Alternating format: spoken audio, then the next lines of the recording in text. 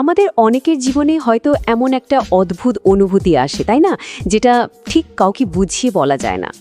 আজকের আলোচনাটা ঠিক সেই অনুভূতিটা নিয়েই। চলুন তো এই প্রশ্নটারই উত্তর খোঁজার চেষ্টা করা যাক। কেন কেন একটা জমজমাট পার্টিতে বা বন্ধুদের আড্ডার ঠিক মাঝখানেও নিজেকে কেমন যেন একদম একা, সবার থেকে আলাদা মনে হয়? এই অনুভূতির গভীরে আসলে কি লুকিয়ে আছে? তো সবার আগে চলুন এই অদ্ভুত কিন্তু খুব পরিচিত অনুভূতিটাকে একটু বোঝার চেষ্টা করি। দৃশ্যটা একবার ভাবার চেষ্টা করুন তো। চারপাশে কত হাসি, কত কথা, কত কোলাহল, কিন্তু নিজের ভেতরে একদম শুনশান নীরবতা।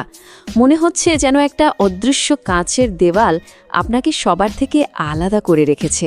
ঠিক এই পরিস্থিতিটাই হলো ভিড়ের মাঝে একাকিত্ব। আর এই অনুভূতির একেবারে মূলে থাকতে পারে এক বিশেষ ধরনের ব্যক্তিত্ব, যাকে আমরা বলছি বিরল ব্যক্তিত্ব।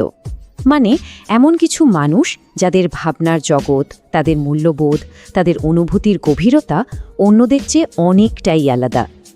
এই যে ভিন্নতার কথা বললাম, এটা আসলে শুরু হয় একদম চিন্তার স্তর থেকে। চলুন দেখা যাক কিভাবে। বিষয়টা বুঝতে এই স্লাইডটা কিন্তু খুব সাহায্য করবে। দেখুন, একদিকে আছে ওই সাধারণ কথাবার্তা, যেটাকে আমরা স্মল টক বলি, যেমন আবহাওয়া কেমন বা উইকেন্ডে কি প্ল্যান। কিন্তু এই বিরল ব্যক্তিত্বের মানুষরা খোঁজেন গভীর আলোচনা। তারা জানতে চান কোনো কিছুর পেছনের কেনটা কি, তার আসল কনসেপ্টটা কি। এই দুই ধরনের কথার মধ্যে যে ফারাক, ঠিক সে কারণেই তাদের মনে হয় আসল সংযোগটাই তো হচ্ছে না। এই যে একটা গভীর সংযোগের খোঁজ, এটাই তাদের চালনা করে। আর মজার ব্যাপার হলো, এই খোঁজটাই মাঝে মাঝে তাদের জন্য খুব ক্লান্তিকর হয়ে ওঠে। কিন্তু প্রশ্নটা হলো, সামান্য একটু কথা বলতে এত ক্লান্তি লাগে কেন, এত শক্তি খরচ হয় কেন? এর উত্তরটা কিন্তু লুকিয়ে আছে তাদের চিন্তা করার পদ্ধতির মধ্যেই। দেখুন ব্যাপারটা ঠিক কেমন হয়। ধরুন তারা একটা খুব সাধারণ কথা শুনলেন, সঙ্গে সঙ্গে তাদের মন সেটার সম্ভাব্য নানা অর্থ খুঁজতে শুরু করে দেয়। এরপর তারা এমন একটা উত্তর খোঁজার চেষ্টা করেন যা তাদের নিজের চিন্তার সঙ্গেও মিলবে, আবার সামাজিকভাবেও ঠিকঠাক শোনাবে। এই যে এতগুলো মানসিক ধাপ একটার পর একটা, এই পুরো প্রক্রিয়াটা পার করতে গিয়ে তারা ক্লান্ত হয়ে পড়ে। শুধু চিন্তা ভাবনাই নয়, কিন্তু এর পাশাপাশি আরও একটা বড় কারণ আছে, আর সেটা হলো মূল্যবোধের পার্থক্য। এই টেবিলটা দেখলেই পার্থক্যটা একেবারে পরিষ্কার হয়ে যাবে। দেখুন, যেখানে সমাজ সংযোগ বলতে বোঝে সোশ্যাল নেটওয়ার্কিং, সেখানে এরা খোঁজেন একটা খাঁটি বন্ধন। সমাজ যখন সাফল্যকে বাইরের অর্জন দিয়ে মাপে, তখন এরা গুরুত্ব দেন ভেতরের, মানে ব্যক্তিগত বিকাশে।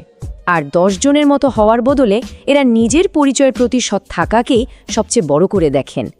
এই যে মূল্যবোধের অমিল, এটাই তাদের মধ্যে একটা আউটসাইডারের মতো অনুভূতি তৈরি করে। কিন্তু এই পুরো বিষয়টাকে কি অন্যভাবে দেখা যায় না? আচ্ছা, যদি এমন হয় যে এই অনুভূতিটা কোনো সমস্যাই নয়, বরং এটা একটা বিশেষত্বের লক্ষণ? এই লাইনটাই হলো আজকের আলোচনার একেবারে সার কথা। এই যে একা লাগার অনুভূতি, এটা আসলে কোনো ভুল বা ত্রুটি নয়, বরং এটা তাদের ব্যক্তিত্বের একটা বৈশিষ্ট্য। মানে যেগুলোকে এতক্ষণ ধরে সমস্যা বলে মনে হচ্ছিল, সেগুলোই আসলে তাদের শক্তি। যেমন ধরুন, অতিরিক্ত চিন্তা করা, ওটা আসলে গভীর চিন্তা শক্তিরই লক্ষণ। একটা খাঁটি সংযোগের খোঁজ করা, এটা তো উচ্চ মানসিক বুদ্ধিমত্তারই পরিচায়ক। আর নিজের মূল্যবোধে অটল থাকাটা, সেটা তাদের চারিত্রিক দৃঢ়তারই প্রমাণ দেয়। তাহলে মূল ব্যাপারটা কি দাঁড়ালো?